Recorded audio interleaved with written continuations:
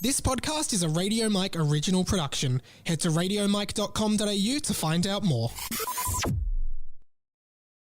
Today on the show, why Melbourne's public transport system is the worst in the world, Falls Festival has been cancelled, a brand new Legend of Zelda game, and are AI voice covers the future of music? All that and more on 20th Century Boy, the 7th most popular comedy podcast in the Solomon Islands.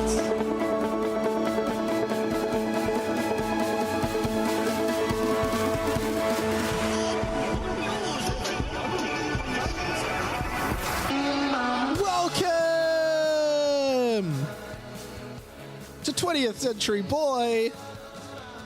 My name is Mike Neighbor Totoro, and this is the inside of my mind. Welcome to the show. Radio Mike, of course, is my real name, but each week I start the show with another Mike-themed name. This week, Mike Neighbor Totoro. I think it's more Totoro, but it's the Japanese Studio Ghibli movie about the big, weird cat thing.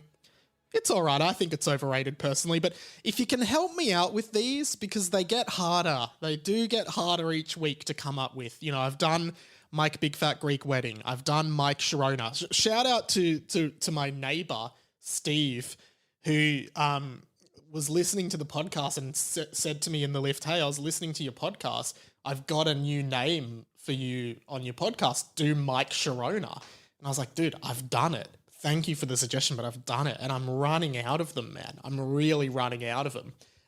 So yeah, Mike Sharona. I don't know. I've done Mike Chemical Romance. You know, any pun on Mike or Radio Mike or any RM themed name, please send in. Of course, at the top there, I did mention 7th most popular podcast in the Solomon Islands. We have charted, baby, and we are number 7. Sorry, it was actually misleading. We're the 7th ranked comedy podcast in the Solomon Islands, which is interesting. I don't know where we sit on the charts in Australia. Definitely not in the top 100, but somehow in the Solomon Islands we are 7th. So shout out to all our Solomon Islands listeners, who I assume are listening now, and there must be a lot of you, but I don't know anyone from the if you're from the Solomon Islands and you listen, please email in. I wonder if it's actually a mistake.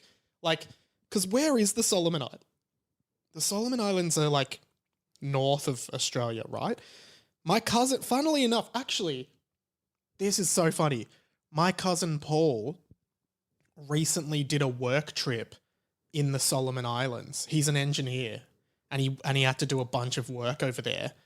Maybe without telling me, he was like, I'm going to get the numbers up for Mike's pod in the Solomon Islands. Maybe he did it because he's the only person I know who has been to the Solomon Islands or has anything to do with it. Like, I'm just checking on the map here.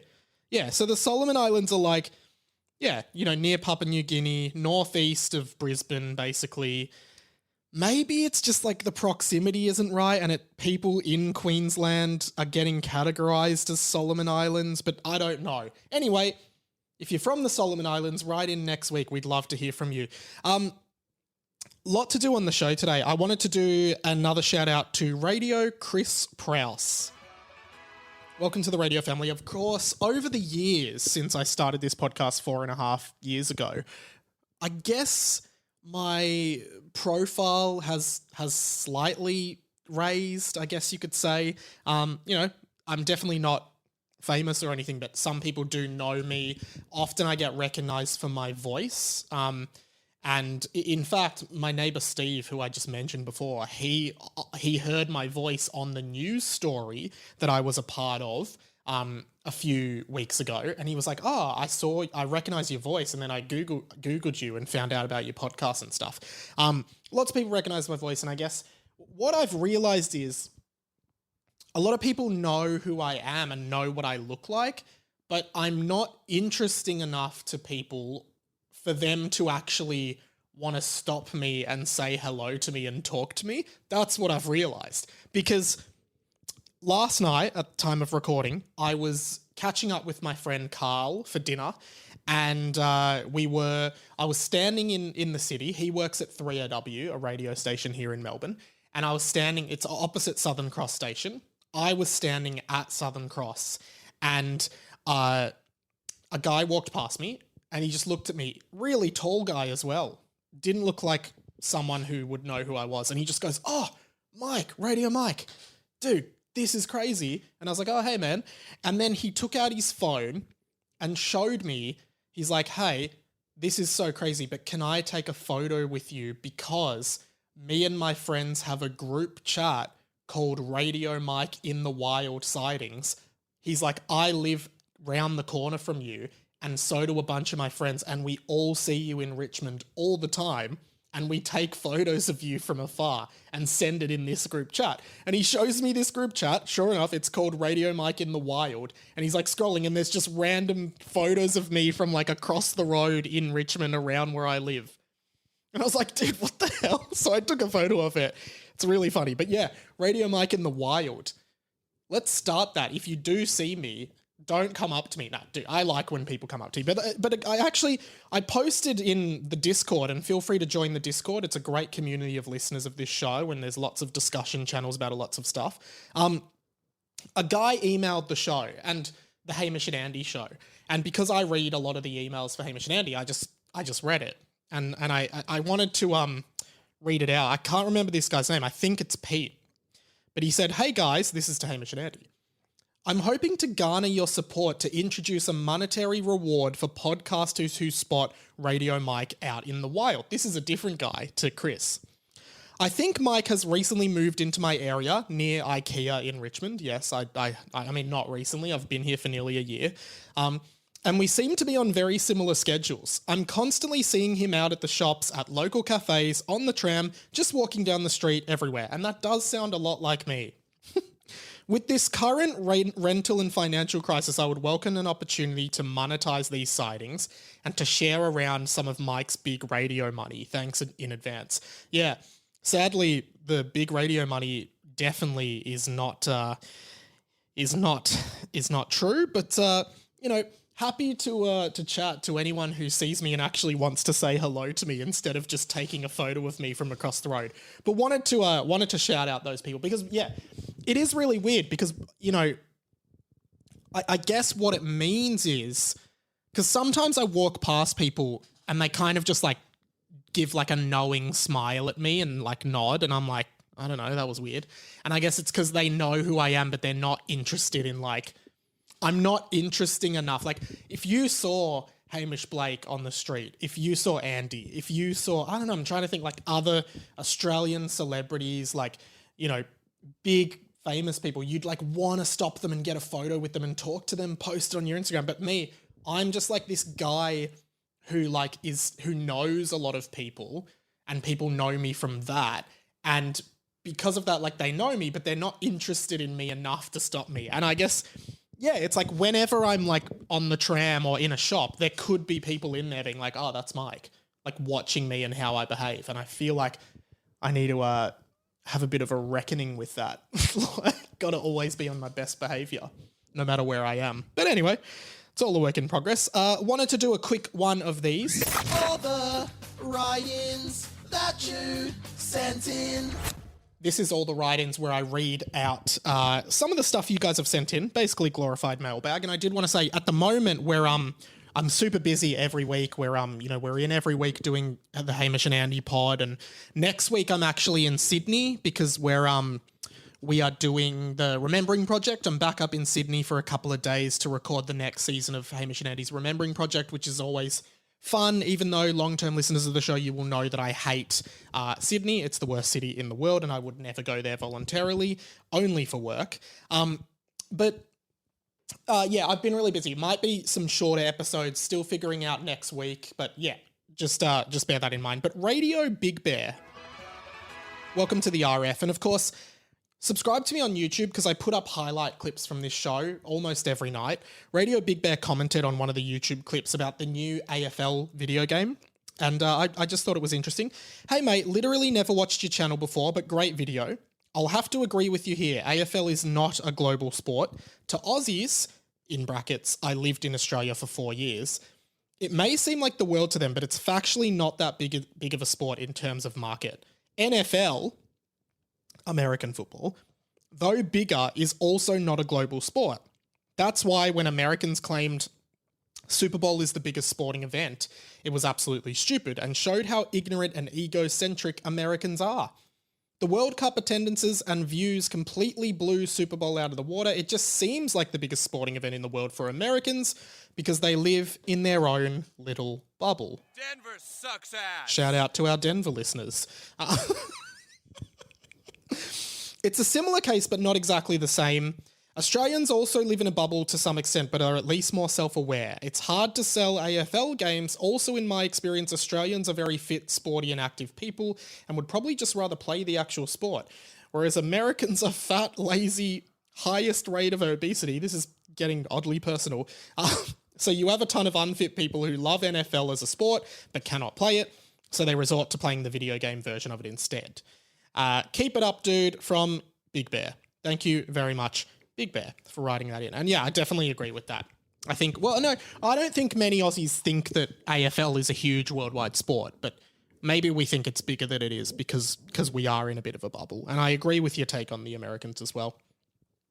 Of course, would love for you to support the podcast on Patreon, patreon.com/Radio Mike. Get the Pat and Mike show every Friday, which is me and producer Pat just doing a podcast, and it's really fun. Listeners on Discord are really into it. Here is a little bit from this week's set where Pat, who does a lot of work for the show, brought in some ChatGPT prompts, and we found the answers to some questions that he had asked ChatGPT. The chosen prompt. Explain the podcast 20th Century Boy. This is what ChatGPT has cooked up. Okay. 20th Century Boy is a podcast hosted by Scott Rudd, an Australian podcaster and writer. Who is Scott Rudd? I have no idea. Who is Scott Rudd? 10. My name is Scott Rudd, and this is the inside of my mind. So please go and check that out. I really want to do a hard plug here for the Patreon. Patreon.com/Radio Mike. Patreon.com/Radio Mike. Patreon.com/Radio Mike. There's heaps of good content. There is hours and hours of bonus content on there that we've collated over the years. And as always, and I try to do this just once a show, independent podcasts, all costs are mine. We don't really have sponsors. We don't have heaps and heaps. We're not a A-class, AAA podcast. We're just an indie podcast. We've got a nice following. If all of you could give $4 a month, every listener, because I see the numbers, we'd just have more than enough money to grow and do more. So, if you can, that'd be amazing. Please consider. $4 a month gets you the Pat and Mike show. $1 a month if you just want to support the show. That's $12 a year, which would be awesome. Did mention it might be a bit of a shorter show, which is okay. Sometimes they can be a bit shorter, but wanted to talk about a big piece of news in Melbourne and Australia that I am celebrating a lot. Myki, which is our public transport kind of card system, ticketing system, is getting a complete what do you call it? Complete rebrand, not rebrand, oh God, how am I stuck on this? Myki is getting a refresh. I guess it's getting a refresh. We are an overhaul. It didn't have at all. Overhaul. They are overhauling the Myki system. Now, I would love to hear from anyone who's been a tourist in Melbourne, to hear your experiences with the Myki system, but I'm going to speak about it as someone who has grown up in Melbourne and has used the public transport system in Melbourne my whole life. I don't actually drive anymore. I stopped driving. I don't have a car anymore. I get public transport everywhere unless it's a short distance thing. I'll either walk or just get one of the e-scooters. And I realise, particularly living in the city, and I am lucky that I get to live in Richmond, which is very central and very connected, I just don't really have a huge need for a car. It's very easy to get around without a car now. And when I had a car, I felt like I couldn't go without it. And I would just drive everywhere, drive the most pointless sort of distances. But now it's just, I have not in the last probably 6-7 months since having a car have I been I wish I had a car. Maybe there's been one time where I've had a work thing and I've had to go to my dad, hey, can I borrow your car? Because there's no solution to this. But anyway, I'm using the public transport a lot now, but I also used it a lot when I was a kid, when I was going to school, when I didn't have my license as a teenager. I would get on trams, trains, buses. Here's the thing about Myki. And I'm not going to hold back, so get prepared if you work for the Myki company. Myki is the worst public transport system in the world. I would hedge a bet on that. It is the worst ticketing system in the world. Myki, the worst ticketing system in the world. So bad in every way. And before Myki here in Melbourne, and just to explain Myki, it's basically, well, it's hard to explain without getting into the issues. Basically, it's a plastic card. The front says Myki. The back has like a barcode. There's no other information that you can see on the card really. And you tap it on when you get on the train. It like says touched on, and then you touch off when you get off the train, which is also stupid. But anyway, before Myki, when I was a kid, it was just called Met Card, and you had like a paper. It was just a paper printed card that you put into the machine. It validates the card, and it was like it just covered everything. You could basically just say, I used to go 2-hour trip, concession because I was at school, zone 1. They had zone 1 and zone 2. Zone 1 was basically like inner city, zone 2 was outer city. Let's go 2-hour card, concession, zone 1. When I was a kid, it was like $2. Mum would give me $2 every day, and I'd go and get my ticket after school. So easy. It's like, I'm going to be on, you're either a 2-hour trip or a daily fare, right? Then they brought in Myki. They got rid of Metcard, which I thought was a much better system. Myki, this plastic card, the card itself costs you $6, and then you have to top up your Myki. And it has just been a piece of shit for this. Like, there are so many problems with it. First of all, you can't, for the longest amount of time, you couldn't see how much money was on your Myki when you were not at a tram, basically. Like when you were not at a station. Like you had to touch onto like some machine that goes, you have $5 on your card. So you would go and top it up, and then you couldn't tell how much was left. So what would happen a lot is you would leave the house and you'd be like, oh, I assume there's money on my Myki. You'd walk to the stop, you'd try to get on the tram, and it'd be like, no, you have no money on your Myki. And for the longest time as well, I think it's changed now, but for the longest time, you couldn't top it up on the go. So then what you had to do was find the nearest place, like a news agency or something like that, that you could top it up, walk there, top it up, and then walk back to the stop. Especially if you were a tram and bus user like me. Like train stations, a lot of them have a machine where you can top up, but tram and train users, no sir. And it was just such a fuck around. Like, it's just like, you're like, I assume there's money on my card. Bam, there's no money on my card. Okay, I'll get off this tram, walk to the nearest thing, blah, blah, blah. Such bullshit. Just the worst system in the world. I have never understood how it works. I've never understood if you have to touch off after every trip or just after like train trips. I don't understand it. It has been the biggest thorn in my side for so long, and I'm so glad that it is going. It was just it's the worst system. It doesn't now. It works on Android phones now, but it doesn't work on iPhones. So you can't touch on with your phone, can't touch on with your credit card. Like, we're so behind the rest of the world on this stuff. What else is bad about Myki? Like, I don't know. I just remember, like, then when internet came in on phones, like, this is how far back we're going. You could log into, like, you could go on the Myki website, log in. It wasn't an app or designed for mobile, but this would be the only way you could top up if there was nowhere around, right? Like, if you would think if you got on a tram and saw that you had no money, there would just be an easy way for you to be like, oh, I have no money. I'll just log on to the app and put $5 on, and then I'm sweet. Because you could do that on a bus. And I think maybe the problems are because I was mainly a tram user during school. When I was at uni, I used to take the bus to uni, and if you got on, there was no money, you could just go to the bus driver, oh, can you put $5 on this? You hand him cash, he puts it on, right? Perfect system. That's how it should be. Well, like, no, it shouldn't be like, but it should at least be like that. Trams, touch on, you could log in to the website designed for like monitors, log in, and then you could connect all your details and put the card in, and then be like, it'll take 48 hours for the money to appear on your card. What? Why? And then you just have to get off the tram. Like, you didn't have any choice. It was bullshit. So then, like, what I ended up starting to do after a while was I would just, if that happened, I would just stand on the tram right next to the door, check if any ticket inspectors were coming on, and if the ticket inspectors were at the next stop, I'd just get off the stop and run away. Like that, it just became easier and more efficient with my time to risk it than to actually pay the fare.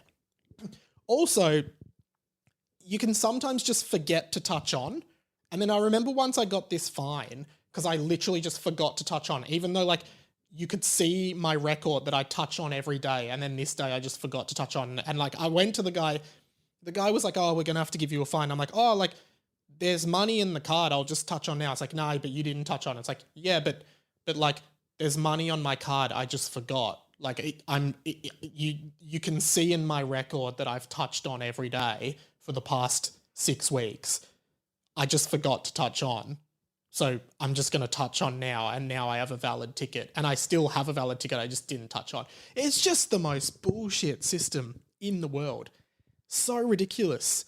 There was no way to check your balance. I hated it. So now what they're doing is and they're not even rolling it out till like 2025 and beyond, but it's going to be like modern. I mean, I assume whatever company it is going to fuck it up because they fucked up Myki. I remember when Myki came out, they were like, it's revolutionary. It's so good. We've invested all this money in the technology, and it was just such a fuck around when it came out. No one got it. But what they're going to do is it can be all card and phone based. There's no longer any third party card you need. It's just, and this is how it should be in modern days. Okay, it costs you $4 to get here. Tap my card, take my $4, I get off on the other side, and I've paid my fare. That's all it needs to be. It does not need to be more complicated than that with cards and topping up and all this shit. And then the other thing about Myki was the cards expired. Like you would just, like a piece of plastic just expired, and then you'd have money on the card that you can't use anymore. And then you had to take it to Myki to transfer onto a new card, but you had to pay $6 for a new card anyway. It was just ludicrous. I remember in Japan, and this is my only overseas experience, but the ticketing system there is so good. Like it just, basically it's like, okay, you're here, you're at Shinjuku Station in Tokyo, you want to go to Shibuya Station, that's 2 stations away. It just says on a board, you're here, if you're going here, you have to pay 200 yen. That's like $2. You're here, you're going here, pay us 200 yen. You put in 200 yen, it spits out a ticket. You get off at the other side, you put your ticket in, you're done. You get out of here, right? Then if you accidentally get off at the wrong stop, so you haven't paid the full fare, like say it's like, well, here to here is 300 yen, you've gone too far, right? I feel like in Australia, if you did that, they'd write you up a ticket for it. Like, nope, you haven't paid for the right ticket, sorry. But here in Japan, you just go, oh, sorry, I didn't pay. And they go, oh, that's cool. You just need to pay another 100 yen. And you go, okay, here you go. And then like, cool, see ya. Like they just fix it up for you straight away. It's like, pay the fare, you go. It's so efficient there. It's just, I remember like, I used to keep all the ticket stubs when I was in Tokyo just because I thought it was fun to hold on to them all. Like I'd keep them all in my pocket. But then one day I accidentally gave the wrong stub to the guy. And he was like, what? He said something in Japanese. He just looked so confused. And he was like, oh, like, because I'd given him a ticket that said I was going to a train station that was like on the complete other end of town. Like it was basically like if I was in East Malvern here in Melbourne for Melbourne people, and I handed him a ticket that said I was getting off at Craigieburn. And he's like, what? You're in Craigieburn? How did you get this ticket? That's not even on this line. Basically, that was it. Myki, I'm glad to hear you go. And also, you know, as a Mike and a Myki, it really put our name to shame. Myki really did do a number on Mikeys around the world. And, you know, I'm pretty disappointed in that. I noticed today on the news that Falls Festival has been cancelled this year. Which I thought it was interesting, and I wanted to talk about like the festival scene in Melbourne, sort of as I remember it growing up. Falls Festival has always been one of the biggest New Year's festival. It's like a 3-day event, and you know, camping festival, really big acts, and you know, ever since I was at high school, people were always like, "Oh, we've got to go to Falls Festival," and it did kind of become sort of the place. I've never been to it, but I'm not a big festival guy, especially camping festivals, because I hate camping. But it kind of became the sort of festival that like people that went to like schools like mine, like private schools, you know, they finish and then they all kind of go to these festivals together over New Year's and think they're awesome. And they're like, yeah, Falls Festival, man. And like it ends up being filled up with like 18-year-olds going to their first festival. Like that's the kind of vibe. And I feel like the festival circuit in Australia has changed so much over the years.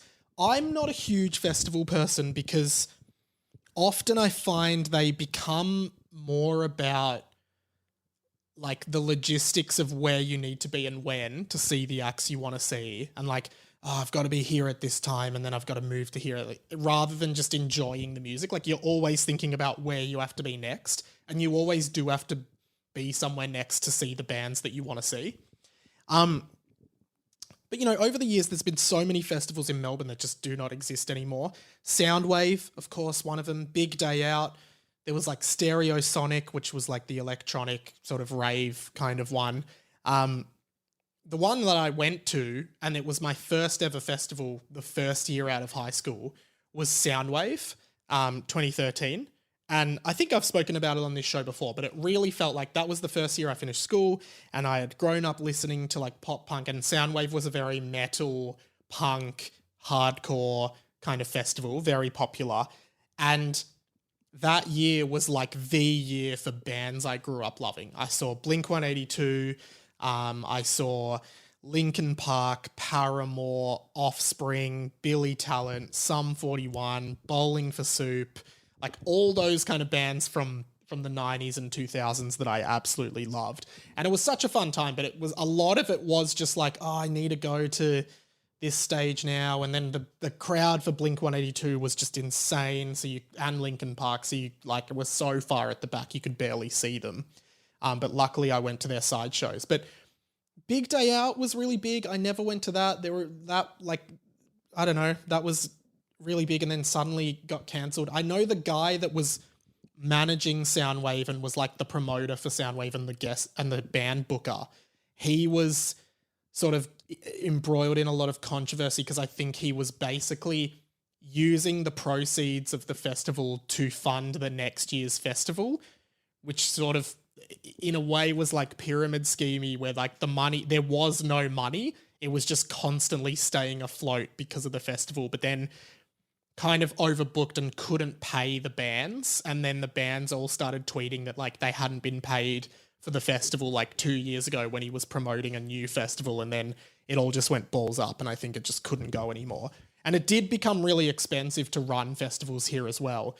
But Big Day Out used to have huge acts. I remember one year it was the Chili Peppers, one year it was the Killers. If you've been to any of these, if you went to any of these, let me know. I want to hear the experience. But yeah, Chili Peppers, Killers. One year Tony Hawk was there doing like skateboarding tricks in a half pipe, which I thought was really funny.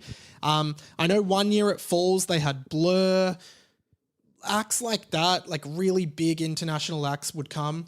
The other one I went to, I went to another New Year's one, which was Beyond the Valley. The first year they ran Beyond the Valley, and it was in Phillip Island. And I just remember it. I kind of just went because all of my friends from school were going. I didn't really want to go. I didn't know many of the acts, but I just sort of went anyway. Didn't have like a great time, and that's nothing against like my friends that were there. It just like wasn't my style, and I just was like such a different person then. But I hate camping festivals and like sort of everything surrounding that. It's just not really my jam. The other one I went to was New Year's Eve on the Hill, like 5 or 6 years ago, and it just was not like that. Also was just not that good. There was ballpark music. That's pretty much all I remember. Like, and it just seems like so small now. Doesn't really feel like there's huge festivals anymore. In fact, and we're going to talk about it on the Pat and Mike show this week.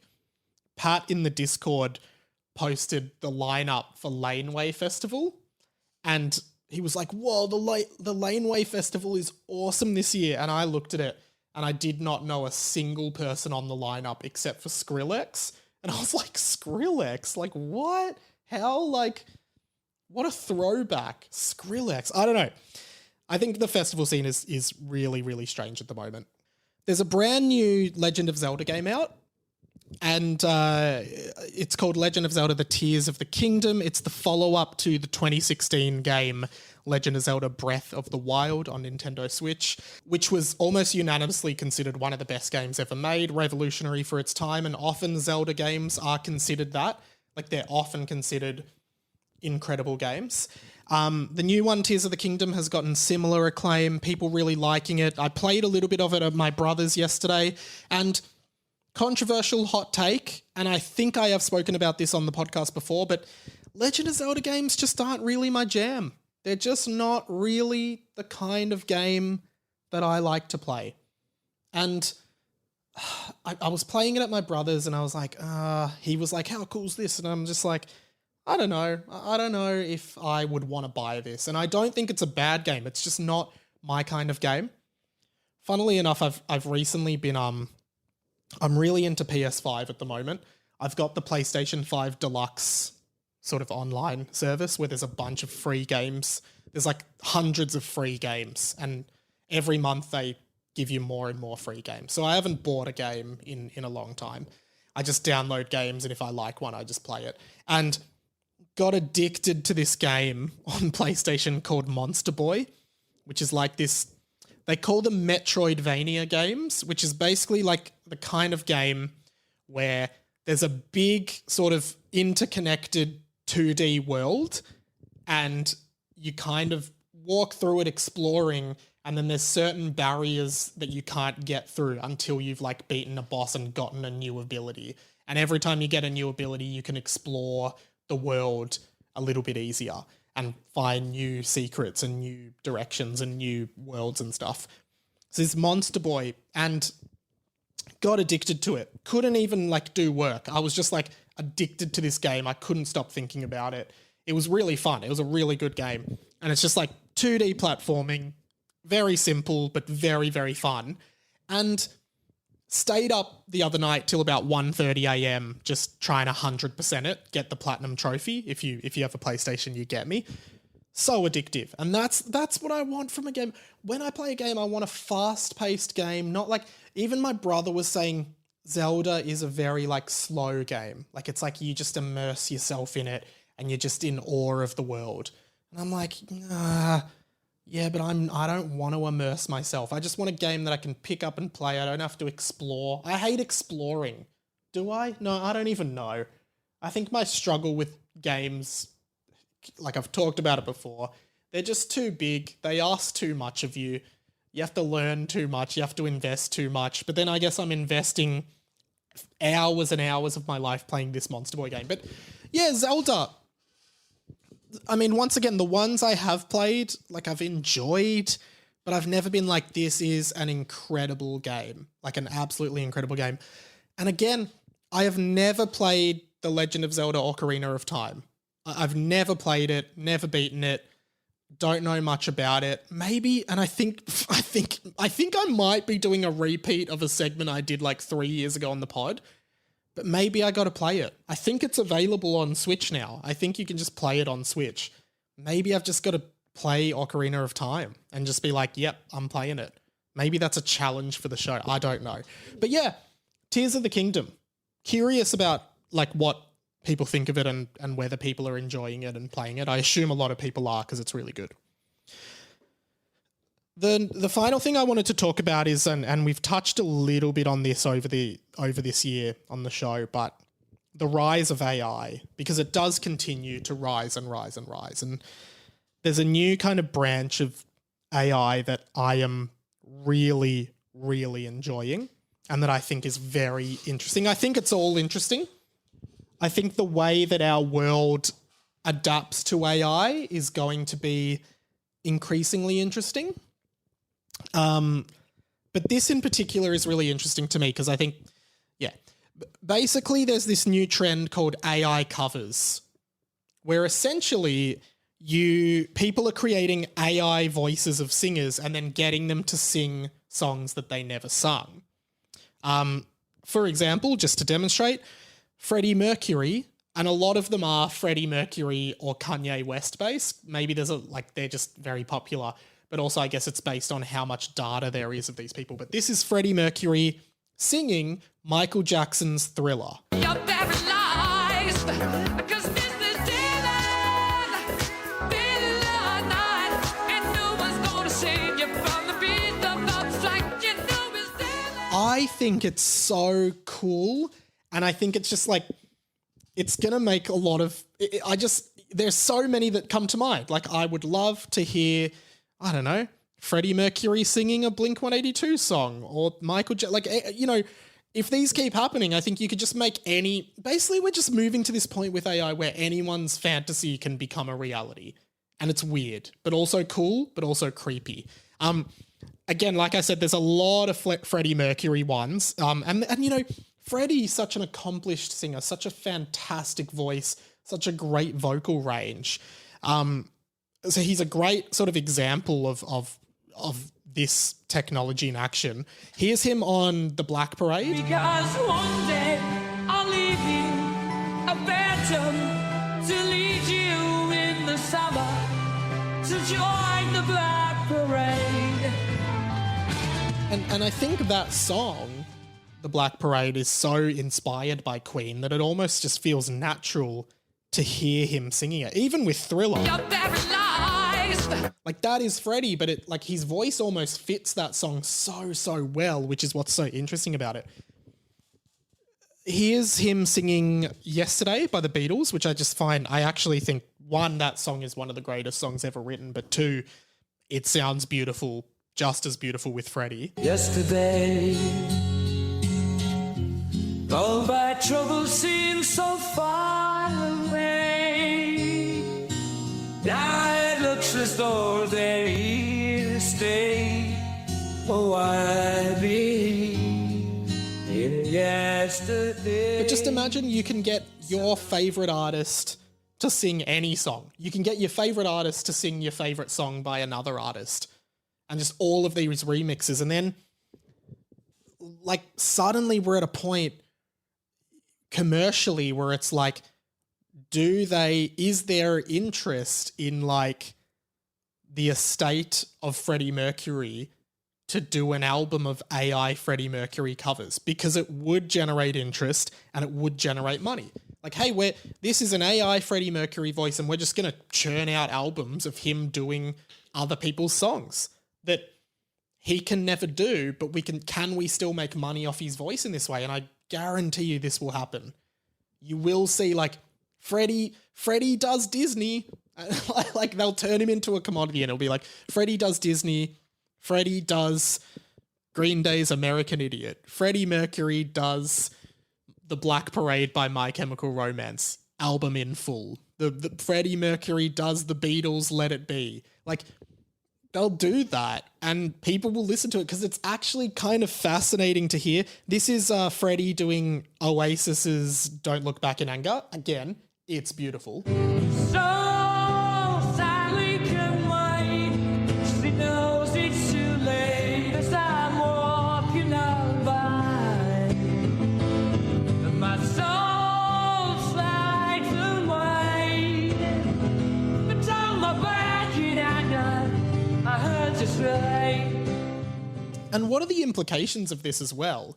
Because also, if they can sort of AI clone Beyonce's voice, can Beyonce kind of be like, hey, I don't want to do music, I don't want to record anymore, I've lost my voice, for instance, just make albums using an AI voice of me. I'll give it as much information as it needs to be as close to perfect as possible. And you can hear it's not perfect yet, but does she just go, just do it and keep generating music using my voice? And in the future, I think we will have completely AI generated bands. And that's kind of that's kind of the next step for something like Gorillaz. I've talked about Gorillaz before. They're not a real band. It's Damon Albarn from Blur. But they're all these characters that they use in the marketing and it's supposed to be these characters, right? I think the next step for that kind of thing that removes celebrity from music is AI bands. Just make a new Gorillas that's just all AI. You can do music videos, you can do fake interviews, like you can create stories out of AI bands if it gets to that point, and create a whole album of AI songs. It feels really incredible. And then, I don't know, just young artists coming up as well. I saw this interview on TikTok with Billy Corgan from the Smashing Pumpkins. That was him, and I wish I had the audio, but I don't know if I'll find it. But he was basically saying, like, he's like, when I was a kid, when I was a teenager, I spent hours and hours and hours in my bedroom practicing the guitar and learning how to write songs and writing songs. Hours. But no one is going to do that in the future if they can just get AI to generate music for them. It's just no one's going to even know how to play instruments, because no one who's writing music will put the time into actually writing it. They'll just generate something and work off that. And I think that is really interesting, and it's not necessarily bad depending on how you look at it, but it's also going to just increase saturation, increase everything in this market. The same way, like, I talked about those fake Joe Rogan podcasts where some people are making Joe Rogan and Jordan Peterson talk about Sonic the Hedgehog in really convincing conversations. Like, you know, I wonder if there could be a hoax where someone goes, hey, leaked audio has been discovered before Freddie Mercury died. He did a session at a studio where he recorded Yesterday by the Beatles. It's never been released. Here it is. Yesterday. You know, just someone is going to hoax it, and it's going to be difficult for us to tell after a while. A few more highlights of this. Loved this one of Kurt Cobain and Kendrick Lamar doing Linkin Park's In the End. Kept everything inside, and even though I tried, it all fell apart. What it meant to me will eventually be a memory of a time when I tried so hard. And got so far. In the end, it wouldn't even matter. I had to fall to lose it all. In the end. And as I said, there are a lot of Kanye West ones out there. And what I've realized is, like, Kanye actually does have a really unique, interesting, lovely singing voice. And he's, you know, obviously a great musician, but here's a great one that I enjoyed from Kanye. Cause I'm Slim Shady, yes, I'm the real Shady. All you other Slim Shadys are just imitating. So won't the real Slim Shady please stand up? Please stand up. Please stand up. Just met them, got a cuss in his rap. Like, that sounds pretty authentic. This one as well. Hey there, Delilah, what's it like in New York City? I'm 1,000 miles away, but girl, tonight you look so pretty, yes you do. Times Square can't shine as bright as you. I swear it's... Why is that better than the original? The original's a lovely song, but Kanye West singing it just does something completely different. Of course, I had to check if there were any of these kinds of ones with Kanye. Hello there, the angel from my nightmare, the shadow in the background of the morgue, the unsuspecting victim. I just think it's incredible. Like, I wouldn't be surprised if there's YouTube playlists of, like, compilation of Kanye West AI covers of sad emo songs, and you just get, you know, sad boy Kanye singing Hey There, Delilah. I love it. And finally, just because I thought this one was really funny, because it's not just artist swaps.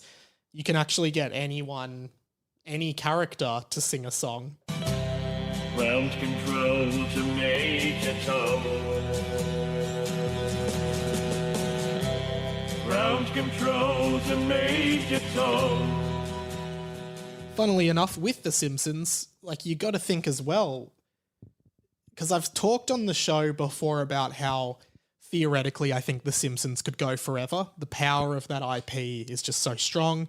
And when the cast dies, they probably would just recast the characters, which to us seems so weird, but, you know, they've recasted all iconic characters. Bugs Bunny, Mickey Mouse, like, they were iconic characters then. They're not, like, they're still iconic, but they're not as relevant culturally now. But all characters just get recasted eventually and they sound different, but but Homer now sounds different to how he sounded in the 90s. But that's the same voice actor. But now I'm even thinking, could they just AI voice them?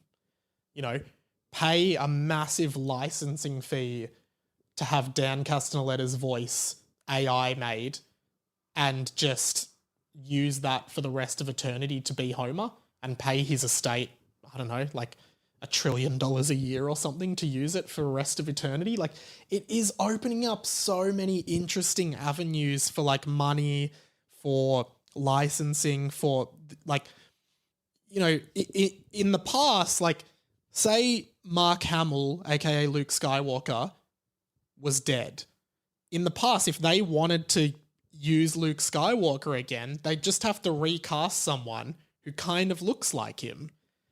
But now, like, with AI going the way it's going, even when Mark Hamill dies, and there's more ethics involved in this, but even if he died, they could still use his image and AI recreate him. And they've kind of done that without, like, they did that with, like, with Princess Leia. Like, they've used sort of AI recreations of characters in the Star Wars franchise. And, like, I'm sure Disney wants to do this so they can keep their legacy characters alive. And then you're not even watching true live action. You're technically watching animation. I don't know.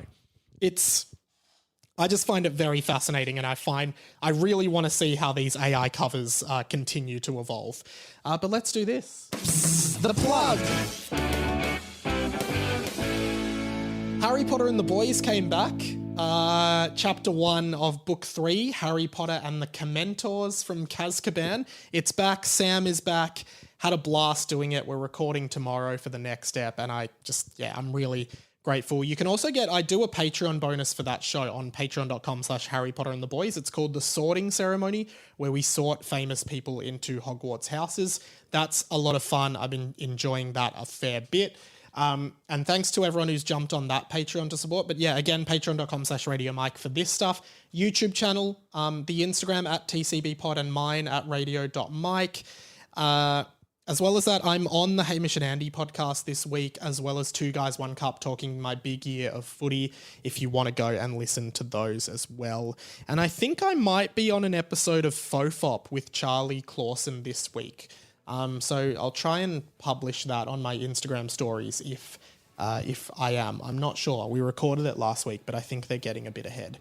That's pretty much it for this week. Thank you so much for listening, guys. And can't wait to catch you next week. Next week might be a bit shorter because I'm going to be in Sydney, so I need to figure out when and where I'm going to record. But aside from that, thanks so much for listening. My name's been Radio Mike, and this has been The Inside of My Mind. See you later.